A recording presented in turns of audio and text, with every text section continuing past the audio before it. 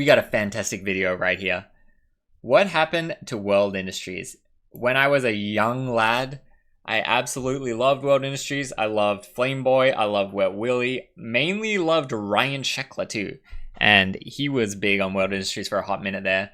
And I just thought it was the coolest thing ever. It was kind of like the more edgy, like I'm a teenage boy company that I absolutely was so hyped on it. I think there's a few photos of me with a World Industries shirt, hoodie, shoes, and hat. Like I had it all, you know. So I want to see the rise and fall of World Industries in this fantastic video. So today we are doing something just a little bit different. Today we are looking at skateboarding's most notorious empire, in my opinion. This isn't just any brand. I think this guy's a brand biker. that birthed a magazine so wild it made your mom lock the mailbox, laying the blueprint for an entire new genre of entertainment.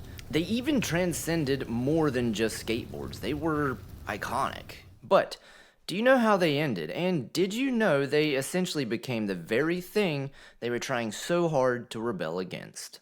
Yeah, man, that's true. I never really thought of it like that. My fun fact of this story is that like Rodney Mullen makes a shitload of money, and like he'll probably get to that. I assume this guy knows about Rodney Mullen, and the other like infamous guy. But that is actually true.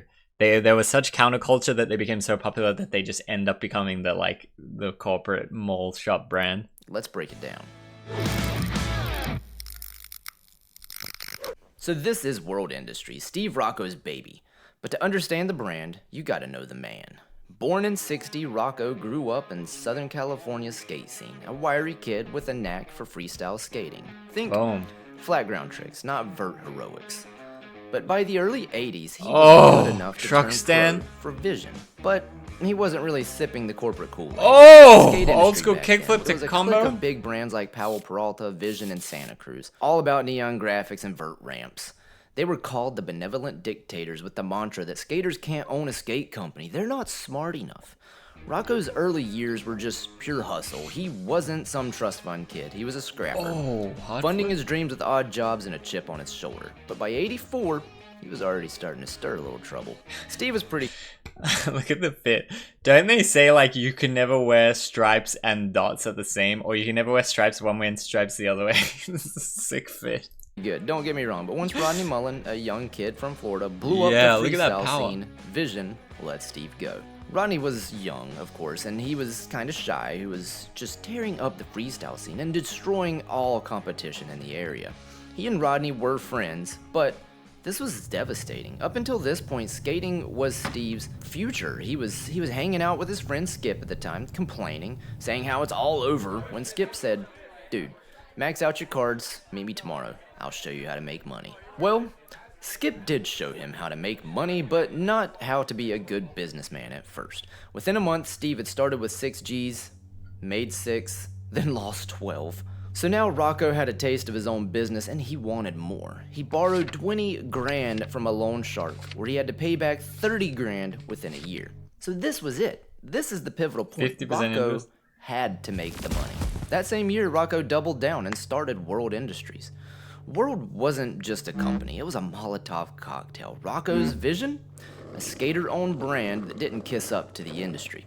His idea was to cut out the entire corporate industry and keep the money for the people that actually deserved it, the skaters. But if we dig a little deeper, I think we can unveil some foreshadowing. Look, Rocco had to make the money. He was in debt to loan sharks now. And so, Steve was willing to do whatever it took to make that money, which is very pivotal for this story. At one point early on, World Industries was like running on fumes already. It's financially just flatlined. So Steve Rocco did what any self-respecting skate anarchist would do. He hit up a friend for a loan. That friend was Rodney Mullen. Not a banker, not an investor, but Rodney. He's got that prize money. Years later, after Mullen wrapped up college, Rocco asked if he wanted to go full-time at World Industries. I didn't know that. Just like that, one of the best board technicians in human history became the head of the product. Now, picture that dynamic. Rocco, a chaos gremlin with a checkbook, and Mullen, a monk with a skateboard. It was Steve Jobs and Wozniak. If Wozniak could dark slide down a handrail. Yeah, I feel like the best businesses, they have two people with two distinct strengths, and like that's why Apple was so successful. This guy's the super nerd, this guy's the like visionary dreamer guy, you know? And it works really well. And Rocco is just crazy, and Rodney is like Super meticulous. Like, that is cool. With Rodney Mullen on board, he poached heavyweights that were getting disillusioned with the corporate structure of companies like Powell. World Industries had the likes of Mike Vallely, Jesse Martinez, Jason Lee, Mark Gonzalez, which there are tons of great stories on how they did this, but it was honestly just skaters hating corporate structure. What Steve was building with World Industries was so raw, it was easy for them to make the switch. Powell was hurting. Steve just stole two of their biggest stars, with skaters like Rodney and Mike. He knew this, and he decided to go on the attack while they were hurt. World Industries unleashed ads that were straight up warfare. Yeah. One mocked Powell's logo with a blatant ripoff. Another printed a Disney cease and desist letter like a badge of honor. Roco wasn't selling boards, he was selling rebellion. And I quote, "What is Dr. Seuss going to do? Beat us up? He's a freaking 80-year-old man." But Roco wasn't just a loudmouth. He gave skaters health insurance. That's unheard of in '89. And he built a team that made street skating the new king. By 1990, World Industries wasn't just in the game. They were winning it. And Powell was watching the empire they built get torched by a bunch of punks with Xerox machines and a grudge. So they did what any aging titan does. They launched a smear campaign. They ran an ad mocking the little. Like World Industries kind of came like right on the cusp as like street skating became popular. It's kind of funny to think that the two like freestyle guys, they're like, oh, I'm kind of aging out. Like, let's start a street skating brand. It's like kind of an interesting dynamic. Aging titan does. They launched a smear campaign. They ran an ad mocking the little guys, an attempt to reassert dominance like a silverback pounding his chest. But World didn't back down. They didn't just clap back. They detonated a bomb. One ad. Just one. It was a masterclass in passive aggression. It started by fawning over Powell's greatness, drenched in sarcasm, before gutting them with the punchline. By the way, how do you like our new board designs? Which of course were blatant knockoffs of Powell's own graphics, and just like that, Powell lost the plot. The cool kids switched jerseys. Team World was now the home team, and they didn't stop there. World Industries turned the entire skate industry into a punching bag made of ad pages. And keep in mind, this was long before the Devilman, Wet Willie, or Flame Boy.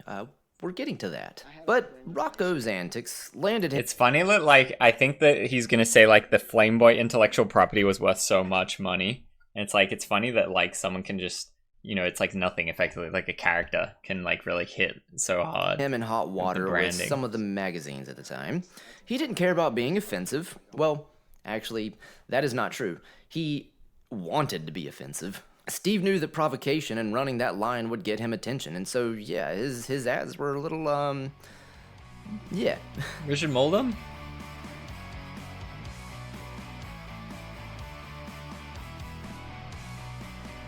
Eventually, the magazines started pushing back. Turns out there's a limit to how much anarchy you can slip between ads for knee pads.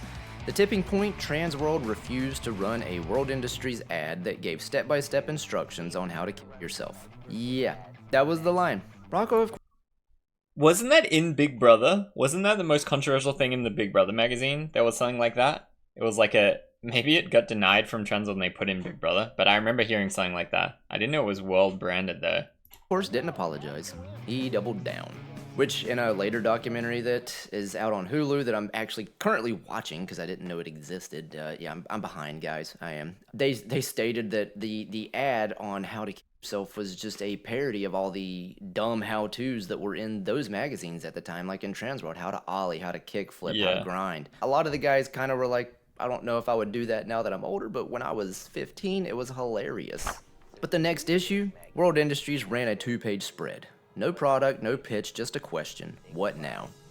And the kids, they answered, start your own magazine. Because when the gatekeepers say no, you build a bigger gate.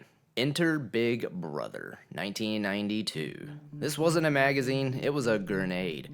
Roco bankrolled it with Jeff Tremaine writing and McKee on art. Issue 1, a total failure. Given away free because, quote, we suck. But it didn't suck. It was skateboarding's unfiltered soul. Part trick guide, part anarchist cookbook, articles on fake IDs, how-tos, and the Depends Olympics, which won't get into because it was quite disgusting. It was gross, but it was hilarious, and it was exactly what the scene wanted. Roco didn't just fund it, he set the tone. His outsider spirit made Big Brother the voice of every kid who ever kicked a no skating sign. Big Brother was Rocco's chaos in print form, but it was also a launch pad. It birthed Jackass, with Tremaine and his crew, like Spike Jonze, cutting their teeth on That's a Big crazy Brother. photo. But by the mid-90s, the wheels started to wobble a little. Like how they put the square. I remember this is in Jackass 1, the movie. So this is already like a bit later into Jackass timeline. But you got Costin, Clyde Singleton, and then they made the Hollywood High Rail square. I guess they would have got permission, like welded it on, maybe? Or clipped it on. That renegade momentum, it was gone. Rocco, the guy who once torched the rulebook, looked like he had started reading from it. He wasn't around World Industries much anymore, mostly off spending his newly minted millions like a kid in a fireworks store, which frankly made sense. He went from 20 grand in debt to filthy rich almost overnight. But the skaters noticed, and they didn't like what they saw. That promise that Rocco made, that this would be a company by skaters for skaters, it was unraveling. Rocco had become the thing that he used to mock. So the team jumped ship, not to some mega brand, but to a new upstart called Girl, a spiritual successor, if you would, to the original world. I think there's a little more to that story. A wake-up call. You can't just play the corporate game and expect Girl Skateboards was originally called Bitch as well. They called it Bitch because they're like, yeah, we're gonna get back at you. And then they're like, maybe let's go with Girl. Was a bombshell, a wake-up call. You can't just play the corporate game and expect to win. You have to actually be corporate. So Rocco adapted. He hired suits, stacked a legal team, built an art department, and then he pulled a move so slick that it is still taught in marketing classes. Hook the customer before they're even a customer.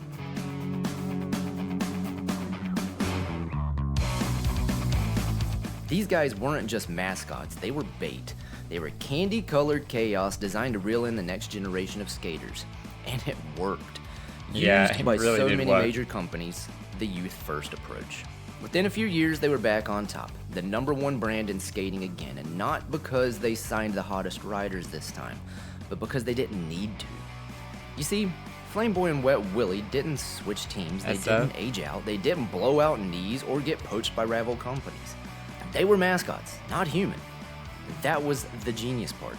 You weren't buying a board to support some skater you saw in a VHS video, you were buying your favorite cartoon character, burned into maple and ready to shred. So when a pro rider... Trying to think if any company has a mascot now. Like, probably the closest thing is like the Santa Cruz, like Screaming Hand or whatever.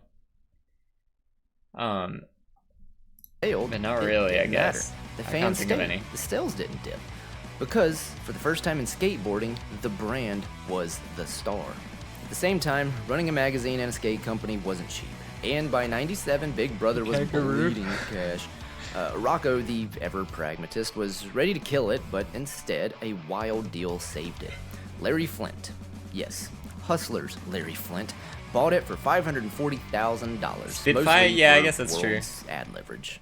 Which we could go into a super big deep dive on Big Brother, but there's also some other great documentaries already produced out there. Maybe one day I will, but check them out. But by 1998, Rocco was king again. World and its sister brand Blind were the top 2 skate brands. But Rocco, he'd seen skateboarding's booms. Wait, Blind? Blind is World Industries? I didn't know that. Rocco owned Blind? That's news to me. Damn, I really didn't know that. Brands. But Rocco, he'd seen skateboarding's booms and busts. Hell, he'd Hard flip back 518. So he sold 70% of World for a rumored $29 million to a private equity group. The brand did carry on. So Big sick. Brother staggered around. Imagine that now. What do you think Baker's worth now? So if 70% is 30 million, how much can we sell Baker for? How much do you think we can sell Baker for? Like a few mil? 5 mil? 5 mil probably. I don't know. It's hard to like do the evaluation and like obviously you need to know the like business in and out and whatever. Hookups too? Was Rocco hookups? I'm not sure about that. 4 under Flint. Tamer, but never 100% tame. And Steve Rocco's story isn't about skateboards or magazines. He made street skating legit. Built brands like Plan B and 101. He had built the first skater-owned company, a company that went on to be the first skate company to be publicly traded. Oh! And then he started a magazine that was the inception point for the new kind of entertainment that we all know as Jackass. Whatever You call that style. And you can't forget the chaos that Roco unleashed. The upsets, the innovation, the industry-shaking pranks. The man didn't just push skateboarding forward. He actually shoved it down a set of stairs and filmed the landing. But this is a tale as old as time. The snake, inevitably, eats its own tail. Roco set out to destroy the corporate suits, right? And he did. One by one, he knocked them down. But in the ashes, standing alone, was him, wearing that same suit, just with a looser tie and a skateboard under his arm. And trying to kill the machine, he became it. So there you have it. That is the story of Steve Roco, and more importantly, that was a good video. World Industries story. I do know that this channel is built on bicycle love, but a good story transcends the two-wheeled machine. But anyway, I'm not leaving BMX behind. I'm not leaving bicycles behind, but I do think we need to start bringing in other industries with other really interesting stories to bring other people into the sport that I know you all love as well. Let me know what you guys think below. If there's any other industries, I don't care what they are. It could be a fishing industry. If there's a good story to tell, let me know. I love you all. See you in the next one. Bye-bye. That was sick. I like when it's told by not necessarily direct skater, but you can tell that how much that guy was influenced by Weld, even though he's not a skateboarder. But, you know, bike, whatever, it's the same kind of thing. Yeah, that was sick.